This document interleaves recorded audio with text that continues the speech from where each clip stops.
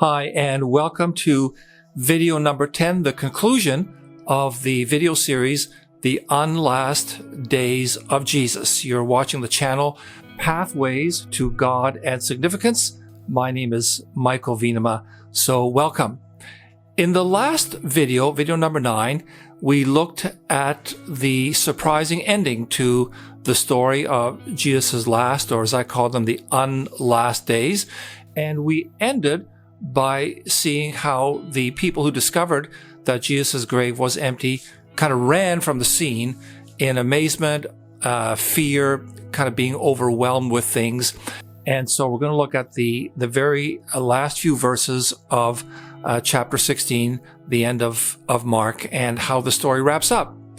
Now, if you own a Bible or have access to one online, say on BibleGateway.com, take a look at chapter 16 in Mark. By the way, I typically use versions, the Message or the New International Version. Those versions of the Bible are the ones I tend to go to. Anyway, you'll see where we left off on the last video. The women who discovered the empty grave of Jesus, who heard the angel there tell them that Jesus had been raised from the dead, they run, overwhelmed, afraid. Now at this point, almost all Bibles have a footnote that the translators or the publishers have written. And the footnote says that the oldest and most reliable manuscripts of Mark do not contain the words that appear after verse 8, which I just looked at there a second ago. In other words, the last 20 verses are missing in those oldest and most reliable manuscripts. But still, these verses are included in our Bible versions. The translators and publishers take them seriously. Why? Well, one reason perhaps is that the story is incomplete without some kind of an ending. To have the story end with women fleeing the empty tomb leaves the reader hanging. The original ending seems to have been lost. The last bit of copy may be torn away from the rest or something like that. In other words, we kind of want to keep the ending because we sort of want it. It's appropriate that we have some way to conclude the story. But I don't think that that's the most important reason for Bible translators and publishers to keep the ending. I think the most important one is this. All the elements of those last 12 verses are found in the conclusions of Matthew, Luke, and John, the other people who wrote up accounts of Jesus' life. In other words, the elements in Mark 16, those last 20 verses, fit totally with the other accounts of the discovery of the empty tomb and what happened afterwards. Take, for example, John's account, which in a lot of respects is different from the other three Gospels, so it's important to consider this one. At the end of John, Jesus appears to Mary Magdalene. Jesus appears to Thomas to remove his doubt and to pronounce blessing on the many, like today's believers, who believed even though they do not see Jesus' wounded and resurrected body.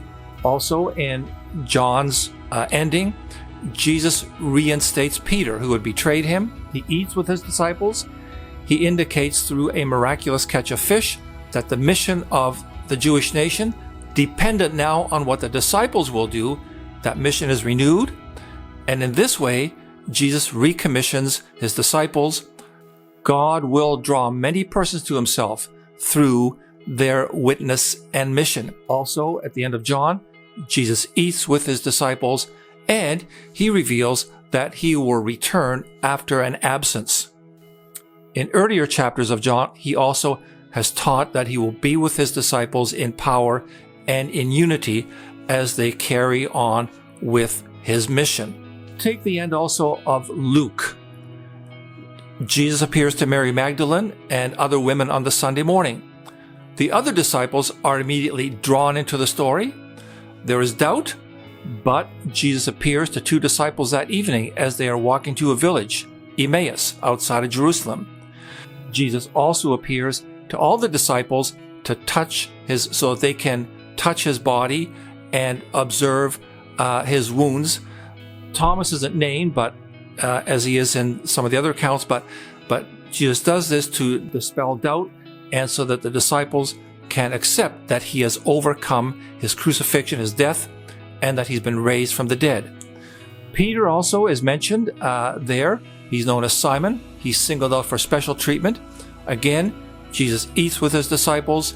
He recommissions his disciples to be witnesses in Jerusalem and to all the nations. And he tells them to baptize new believers. He promises them power for the task. Luke, by the way, tells of the beginning of this mission in his second book called Acts. And then at the very end of Luke, Jesus returns home. He ascends to heaven. So those are the endings of John and of Luke. Now, let's go back to Mark. And what do we find there? Here is how the ending breaks down. If you've got the few verses in front of you, you can follow along. At first, the disciples flatly do not believe Mary Magdalene, who comes to them with the story of Jesus' empty grave and her being told that Jesus is back. Second, there is disbelief and confusion on the Sunday morning at first about Jesus being seen after his death. Third, Jesus makes appearances to his disciples that day on a country road to two disciples, no doubt the two who were on the road to Emmaus, and to all the disciples. Fourth, Jesus deals with the disbelief of the disciples decisively and firmly. Fifth, Jesus commissions his disciples to tell the news of all that they had seen and heard. Sixth, he tells them to baptize those who join the movement. And seventh, Jesus promises power and protection. Now, this promise is delivered, if you've got it in front of you, you'll see in some unusual ways. Jesus talks about picking up serpents and surviving the drinking of poisons. Well, we may question whether Jesus actually spoke the words about surviving poison and snake handling and so forth, but perhaps these are figures of speech that Jesus himself used in conversation with his disciples. Perhaps these figures have roots in the Jewish faith and stories, or perhaps they are common ways that a few Jewish people thought of when they considered going out into a dangerous world to tell the good news of Jesus Christ. And maybe this is a question that you can investigate if you have opportunity to do some sound formal studies in New Testament. But that's the outline of what takes place in those last 20 verses of Mark's account of Jesus' life. And here's the bottom line about those 20 verses as far as I can tell. This ending was added to replace the lost one. It looks to me exactly like an alternative assembling of stories that relied on the eyewitnesses and that were in circulation in the early church, stories about the days after Jesus' resurrection. Well, that brings us to the end of this video series. I hope you've enjoyed it as much as I've enjoyed creating it. And I want to thank our video developer, Raul, for all his work and patience with me. And we'll be creating new content soon or reworking some of the older content. Google tells us that many people enjoy videos 9 or 10 minutes long. So look for re-released and new content in that format. See you next time. Bye-bye. Thanks again so much for watching. Don't forget to subscribe, like, and share, and hit the notification bell so that you will know about new videos coming out. See you next time.